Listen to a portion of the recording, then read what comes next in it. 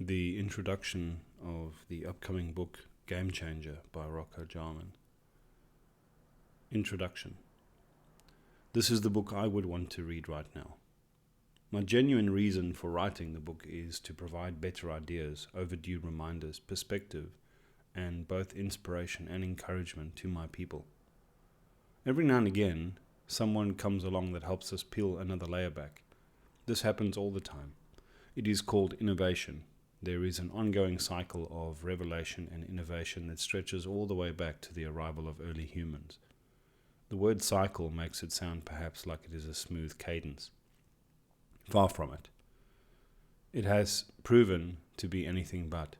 History, with all its account of our wild misadventures, change, and psychological trauma we have endured, is the record of that bumpy ride. Our present moment is an impossible amalgam of technology and advancement and unsustainable overreach and dysfunction. Every generation has shared this conclusion at one time or another. In time, the simplicity of truth becomes redundant as it gives way to complexity. This is why people come along to peel back layers. I just happened to peel back the one regarding the due paradigm shift of noticing, and I mean really noticing, natural law, interconnectedness, and the cosmos of order on which the fundamentality of consciousness and psychology are based. The noticing of truth adds supervenient levels to the ones we cling to, which will allow us to reconcile our sciences and our intuitions with our learned values. The noticing of a truth that will ask us to rethink the way we see ourselves and the world, and what the meaning of life is, and how we get to step into that by cutting almost everything away and yet in the end losing nothing of true value. Get excited. The definition of a working hypothesis is the willingness to try an idea on for size, but rarely committing to the look. With ideas to really give them a chance to unlocking better understanding, it is completely rational and prudent to treat the temporarily adopted idea as if it were completely true. In the absence of knowing, it is a very skillful game which requires only the kind of courage which is born out of a genuine curiosity. It is a game that says, it's okay to be wrong. Trying something is worth the risk if you learn something. That's the definition of play. And that, of course, is why I chose the metaphor of a game. This is part of the meaning behind the title, GameChanger. At this stage, our addiction to dichotomies and polarized thinking will kill us. At its heart, polarized thinking is the result of a bifurcation, a divergence of stance and belief, where the interests of the holders of either stance are not incentivized to notice the shared root. We have become addicted to and dependent on our position and perspective, and we cannot just quit cold turkey either. That is just another example of thinking in simplistic dichotomies. We cannot, of course, use the same kind of habit to address the one we are trying to solve for. Johann Hari taught us the opposite of addiction is not sobriety, it is human connection. We have to play ourselves both skillfully and decisively out of that game. It is a daring project which I would consider too bold perhaps, if it were not also so utterly necessary. Every daring project of human endeavor starts with a question. Why did I write a book? You have all taken a lifetime to arrive at your ideas. Language, whether we recognize it or not, forms our beliefs, and how we use and understand that language defines our psychological relationship to those ideas and to our image of self, God, humanity, and what we should be doing to live lives of minimum regret as individuals and as a species. The fact is, you did not choose your ideas. Every new belief that arrives interacts with and compounds with your existing beliefs. For an idea to arrive for which the mind is already primed and ripe, as in things that are current and in the zeitgeist, all we need perhaps is a meme. To trigger old memories, all that is needed is a song or a smell. To change our minds by information and understanding, sometimes it takes an hour-long documentary or long-form conversation on a podcast. On rare occasion, when our psychological or emotional bases are loaded, there can sometimes be a single, seemingly unrelated catalyst that triggers a cascading shift or even a collapse of our belief systems. We call these psychological breakthroughs, miracles, and epiphanies, and when they are deemed positive. When it's not, we call that shock, and it is recalled long-term and experienced as trauma. If we have to rely on this approach, it may be too late. So to undermine the entire operating system of a society and provide a major patch then, we're going to need a whole book and then some. When the operating system is the disease, the virus is the cure. Even so, the curious and wonderful fact of human beings is that despite the thousands of hours of my life I have dedicated to arriving at this understanding, it will mean nothing if the door to your mind remains guarded. The open-mindedness and, more importantly, open-heartedness required, I have to leave to you. As it happens, in the last 4 years, I have dedicated my 10,000 hours to virtually nothing else, other than working out the mechanics of the human psyche, the nature of reality, and how this reconciles inevitably with both science and mysticism without any bullshit, confusion, or contradiction. To digest this, and make use of the gifts and bitter medicine, obviously a lot of beliefs need to be widened, and some need to collapse. This is in essence what evolution of thinking is. Evolution of thinking has been happening organically, from your perspective, your whole life. And from humanity's perspective, well, since the dawn of humanity. All of life is on the march from simplicity to complexity. This is a march interrupted only by interjections of disruption or a complete lack thereof. Sometimes the disruptions stimulate adaptation or evolution, and sometimes the disruption is too sudden or too great for the iterative evolution process of an individual, a group, or a whole species, and the march ends. Alternatively, without disruption, or competition or adversity, species can plateau and the march stagnates. This is true for a species, an individual, a business, a team, a genre of art or music. This is what we can observe as the primary heuristic of life: iteration and variation. Similarly, but on a different scale, a city can be established and grow organically. In time, under the right conditions, it eventually reaches the bounds of its own natural limits. And when the discomfort triggers the inevitable cure for apathy, the 4 horsemen of curiosity, ingenuity, disruption, and innovation are employed to slake the thirst for respite and meaning. Only when the discomfort becomes unbearable do we attempt to remedy the discomfort. This results in the enabling of sustainability through iteration and variation. Conversely, a city might be planned, but planned naively, from a place of good intentions perhaps, and a level of confidence that is born from a lack of foresight. The answer eventually is again discomfort as it reaches the bounds of its internal efficiency. In either case, the city, if left unmanaged, overcrowds, gridlocks, stagnates, and either chokes and dies or begins to predate on itself. In either case, alignment with natural law is the inclination that yields the remedy. Where ignorance of natural law or selective application of natural law was at play, and to be clear, presupposing a universal interconnectedness of all things, which is seeming from both a scientific and mystical perspective more likely, a selective application of natural law is antithetical to natural law. Discomfort is the only cure for apathy.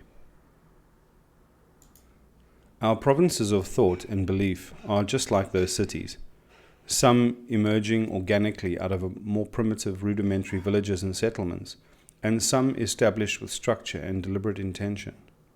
These are our organic beliefs and our ideologies, and they are intermingled and they interact and influence one another. To use the analogy of the city and its value as a metaphor for our social operating system in the 21st century, this book is the expose of the lack of town planning. It is a critique of the poor town planning and the offering and exploration of ideas that will be required not only to address these, but ensure that whatever we do next consciously and deliberately does not end up the same or worse. Not all innovation leads to ultimate progress. If we do not carefully carry our long-term intention and of flourishing and actualization as a species along the journey, we will not serendipitously meet it along the way. When the city begins to choke and self-predate, the citizens, by definition, do not arrive at consensus organically either. They devolve into factions and subscribe to dichotomies, and their view of the truth and their beliefs schism. The majority of resources and energy that could be used to address the issue are usually spent instead on arguing, lobbying, and convincing. For that, and many other reasons, this book matters. Whether you see it or not is perhaps more about your ability to understand than my ability to explain. This is on my part an acceptance of limitations, remembering our current limits are not permanent limitations, but also an understanding that trying to be understood requires far more investment of energy and verbal skill than trying to understand. In the open but rigged market of our economy of ideas, the people trying to be understood are always left to do the most of the heavy lifting.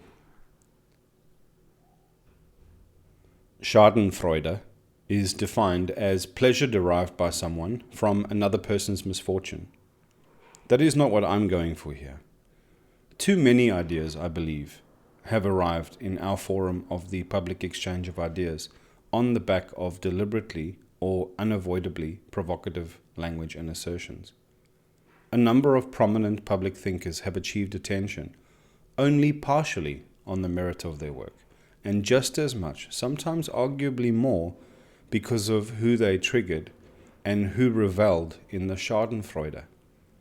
Sam Harris did this with The End of Faith and empowered the atheism versus religion debate with an energy the world had not seen since Monty Python released The Life of Brian.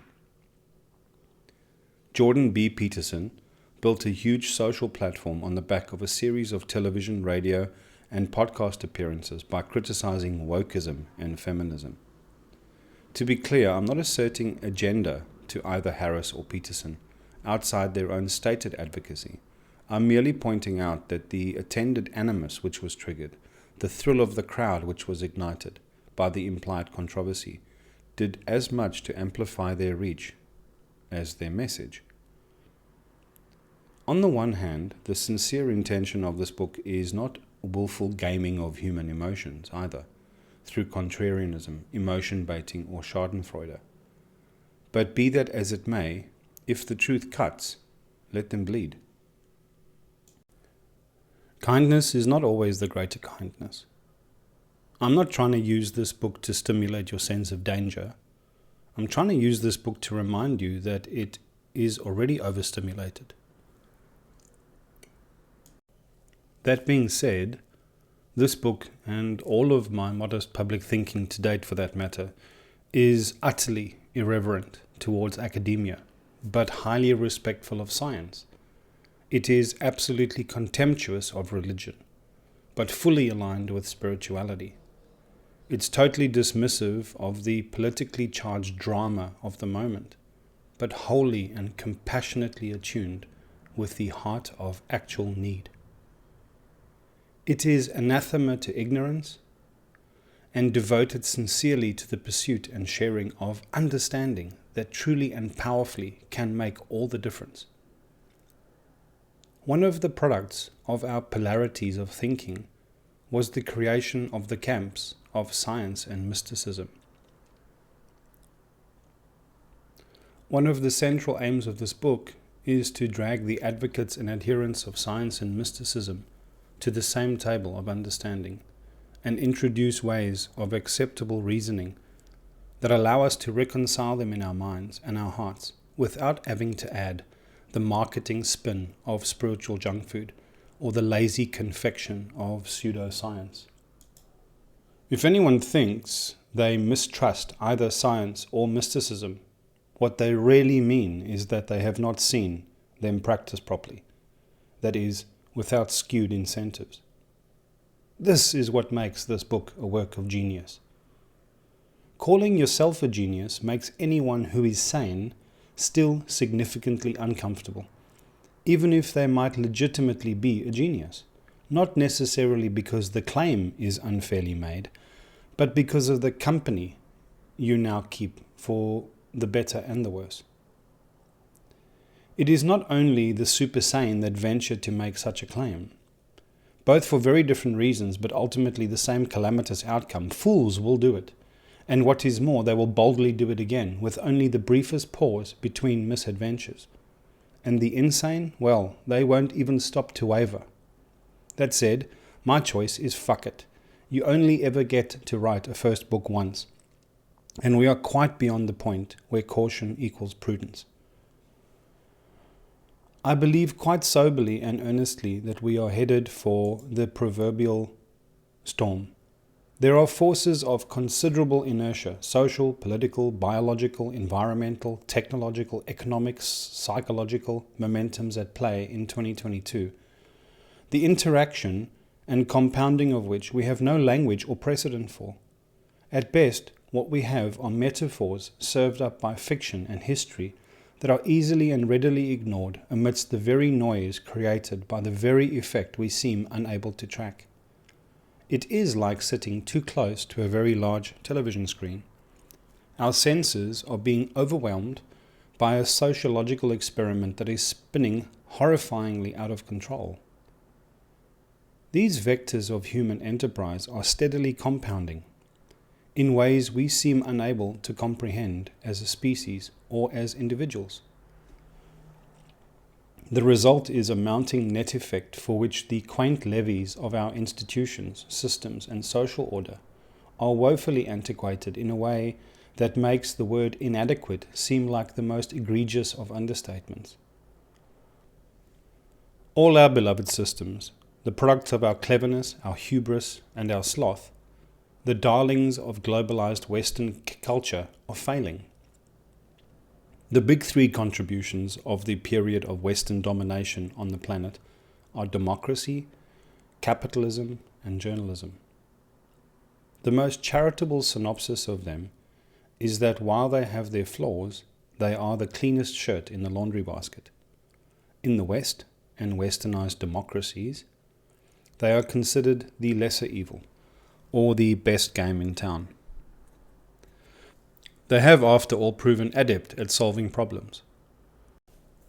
The issue is not their effectiveness in this capacity, it is that in our unconscious preoccupation with modern life, we have ceded to those systems a far more crucial heuristic, that of determining which problems are worth solving, and by definition then which to ignore. Systems fail when their inputs exceed their throughput. All our other systems that regulate our economy of social dependence and exchange are failing under the strain of the demands. And we are suffering a kind of collective mass psychosis where much of the resources we could marshal to address the problems, our time, our energy, and most preciously our attention, are being misspent in the service of tribalism. There are forces in play now, forces that have built up steadily for many hundreds of thousands of years as humans evolved. These are forces which have, since the agrarian pivot, gained momentum for the past few thousand years, forces which will not simply dissipate in our imagined steady march towards inevitable progress. We are going to have to consciously assess and manage the situation, and the answers are not lying along the path. The answers are not lying patiently in wait to be revealed by academia's arts of classification and specialization. They are not waiting to be dissected in the bloodthirsty arena of public discourse. and they will not be born and ripen organically from the tree of human innovation we hope for from our messianic billionaires. They are clearly also not to be found in our ancient books and our beliefs or popular political ideologies. Otherwise, our fervent adherence to those would already have prevented us from arriving here at the edge of this precarious and impossible moment. Above all, the effort that this book represents is something of a last-ditch effort to get a critical few to wake up to the real gravity of the problem, and with the insights provided, enable a paradigm shift that might just save us. Sure, the sky has always been falling, but what did we think was ever going to happen with all that momentum? When this book was begun in late 2020, the subtitle was originally An Enthusiast's Handbook for Avoiding Armageddon. This had to be changed, I believe, since it is now unfortunately no longer a question of if, but a matter of when. There is a time of testing and undoing that is well and truly upon us now. The sheer momentum of this moment that has risen for the past 100 generations, like a storm, that has already breached the banks of what we might once have been able to step back from, the fury of which has not fully broken yet. A very difficult future now is inevitable. It is now inevitable that the coming crisis will utterly and decisively undo everything that we cling to, and that no one will be spared. No wall is high enough, no bank account is big enough to spare even the people that imagine themselves powerful and above the cares of the masses. The impact of what will come and take everything from us, and the manner of our undoing. But despite that dark and sober picture of a coming storm, this is also a message of hope.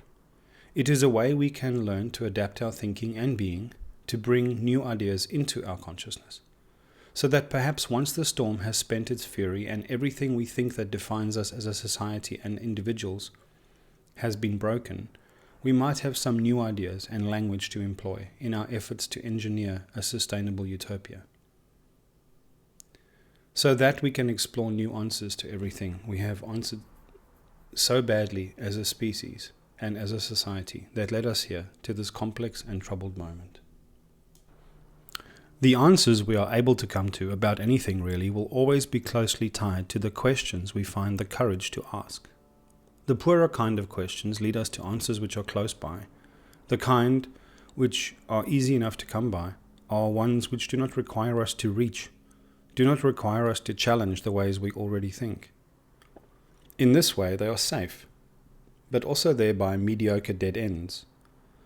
As a species, we have a set of programming which leans towards what is easier to reach, preferring a well-trodden path to a challenging hike, preferring the comforts of group consensus to the risks of walking alone. We trade the prize of potential new discovery for a surer, safer existence. We choose safety over growth. Questions of the better, second kind, are burdens in a way. Treasure hunts leading us to ever more questions. The only certainty is that they will take us to places unknown, where we encounter the opposites of consensus, and where we run up against taboos. One such question: how happy are you with the state of the world right now? The answer to this cannot easily be separated from a series of deeper questions. That said, good questions have the nature of triggering more questions. This should not mean that something is wrong with the question, quite the opposite. As with the analogy of a challenging hike, a steep gradient and a narrow treacherous track is often the best indicator that we might come to a place of rare outlook and spectacular perspective. The follow-on questions which we encounter on our hike through that mountain range of complexity has three forks in the road, three distinct ways to pursue that question. Firstly, of your past and the inherited legacy, the how behind exactly the way in which you got here. The whole complex story of your life, your personal backstory, and the compounded anthology of your family, your group, your neighborhood, your partner, your friends, your society, your country, your species, the entire world around you, and all that came before.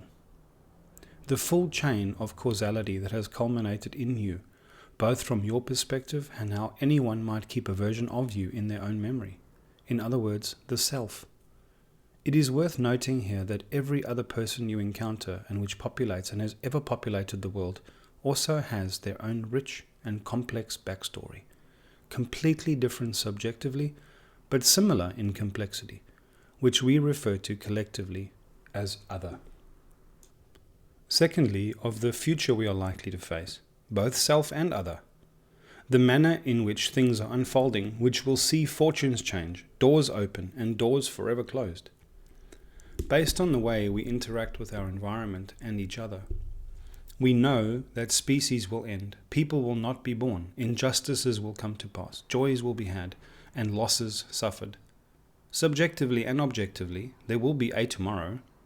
There will be a tomorrow that waits for us with sentient human eyes witnessing and participating. And harder to consider, depending on how we play our cards, individually and as a species, there will be another tomorrow, the one that will come when there are no longer eyes to look at the world and decide if it is how we would wish it to be or not.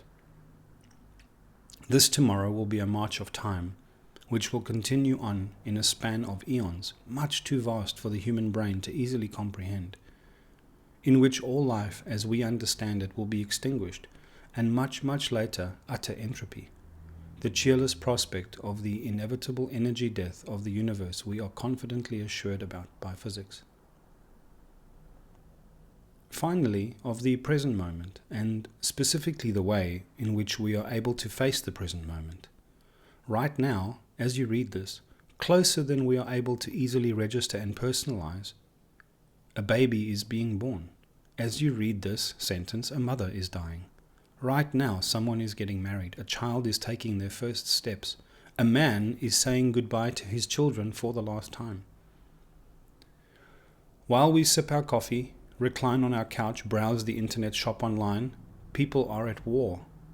At this very moment, streets are being named, borders are being redrawn, and the human slave trade is still happening. Right now, petabytes of child exploitation material is being recorded, stored, and sold, and the technology giants which own the platforms which enable this are allowed to look the other way because it is too expensive and too complicated legally, logistically, and technically to solve. Right now, someone is searching for the courage inside themselves to place a bet on the stock market. Someone is deciding which color they want their new car, and someone else is wondering where their next meal will come from. Somewhere, a young person is committing suicide because they feel afraid and frustrated and misunderstood, and they cannot see how they will ever belong in this world. Somewhere, someone is reaching an orgasm. Someone is looking for respite from their own life by injecting a needle into their arm. And someone is taking all their misery and loneliness and funneling it into the barrel of a gun and taking aim at another human being. All of this is happening right now. How depressed or hopeful that makes you feel, how profound or how contrite you think that all sounds, is a large part of the answer as to how happy you are with the state of the world right now, where you might like it to head, how you believe that might be achieved, and whether that would prove to be as good of an idea in the long term as you imagine. The way we choose to face those three questions is in part our chosen philosophy in life. Chosen is perhaps not the right word, because that implies understanding options and picking one. And most of our thinking, most of our ideas about things sort of just happen to us. They are more of an inherited collage of all the programming we have taken on unconsciously, rather than a carefully chosen picture of the world curated by reason. It is fair to say we all want to be happy. Now, there is a breed of philosophers and academics who will argue this, because technically humans are actually carefully designed to chase transient happiness and thereby ensure unhappiness. So they are right in a way, but gladly this book is not really for them. For the rest of us, and we will get into the details later, we sort of all know what we mean when we say we all want to be happy. The confusion really is exactly how to get there with as few regrets as possible. That's not to say that we all define happiness in the same way. Precisely the opposite. The human race is blessed or cursed, depending on how one looks at it, with as many different ideas on exactly what defines perfect happiness as there are people, because we are all our own individual self. And because of precisely this, however we might feel, we might all want more or less the same thing, we are divided. Even in our chosen tribes, where we find our identity, even there we are not in full agreement. Even in our closest relationships, we are never quite pulling in precisely the same direction. Our lives are the struggle to titrate the tension between doing and enduring what we have to do in order to have it be the way we want it. A subtle and complex and utterly pervasive economy of giving and receiving. As the complexity of these transactions increased in step with the increasing complexity of our societies, we arrived in a moment where we do not want to look at what we have become. We cannot really speak our minds, not really. We cannot blaspheme against the coveted beliefs of the tribe. To speak up now is to betray our private misgivings and secret but quite innocent desires to the court of public opinion, a jury which are not self-aware, and which have exchanged their compassion in favor of raw empathy, their wisdom for a puritanical morality, and have in all ways lost any ability to navigate the heavy burden of judgment with restraint and reason instead of belligerent sanctimony. The reason for this is shame. This is not obvious, but it should be. We simply do not have the language, the skills, the sufficient awareness of incentive, the capacity for self-honesty and mindfulness, nor the developed habit of examining our own psychology clearly enough to tell how much of our preoccupation and dysfunction is due to fear, and specifically fear of not being good, and how that might prevent us from belonging. As individuals and as a species, we are suffering a kind of mass psychosis and specifically a functional ignorance of some facts about human nature, cognitive reasoning, evolutionary biology, psychology, and cultural conditioning. We are making ourselves utterly overwhelmed. There is simply too much noise and information being generated by our unconscious efforts to serve self. The downfall of man will be entropy, where the effort required to bring the chaos to order will be far exceeded by the level of chaos and the rate of our contribution to the disorder. It is how all things ultimately fail. The completely ambitious but sincere intention of this book is the transmission of concepts and framing of language which it is hoped will work a little on head, on heart, and on gut equally, to awaken a sense of clear understanding and above all hope. Neither the concepts nor language used are wholly new, but the way they are woven together to thread the needle of our concerns, our hopes, our fears, our ancient archetypes and better intuitions is new. Now, more than ever, we should prize new ideas, the conviction to speak them, and the courage to try them, for therein lies our only hope. Our old ideas have failed us, and the loudest voices until now promote the worst ideas. This book is written in parts to outline the problem statement, the summary of the way humans work.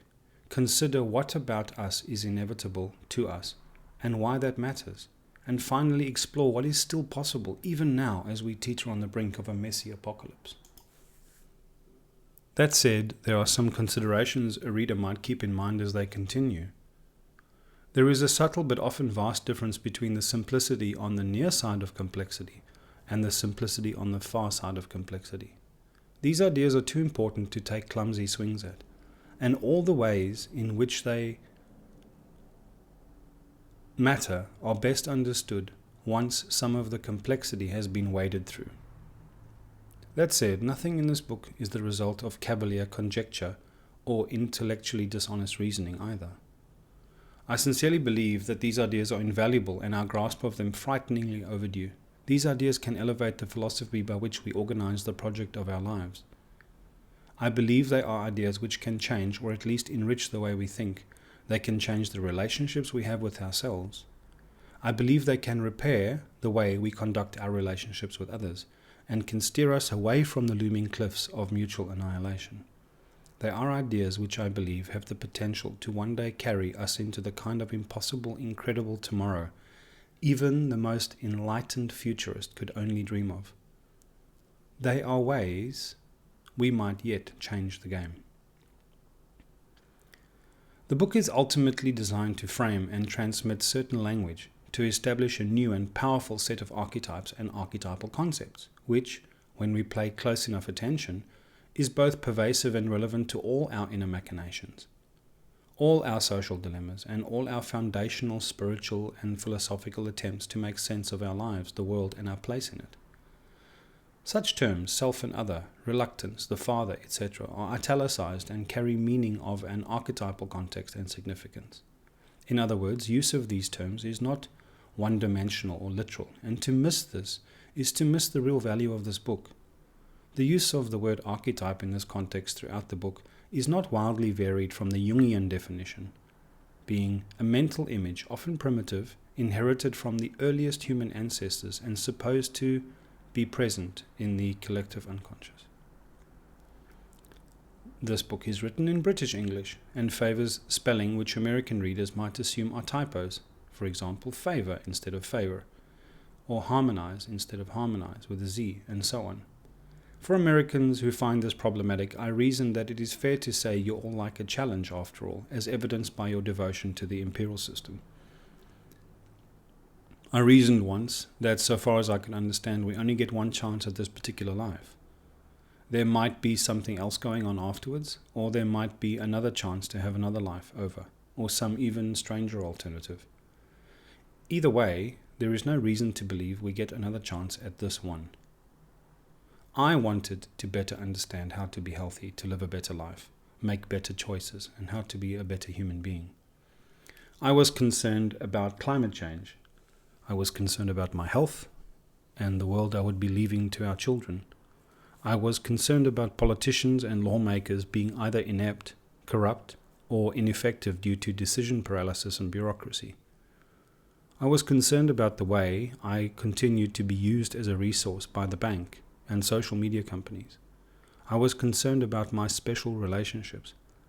And virtually every concern that I had about how to better raise my children, connect with friends and loved ones, how to eat better and be more healthy, how to be prosperous, how to evaluate and manage the risks I'm going to face over the rest of my life, is something I believed I could be making better choices about today.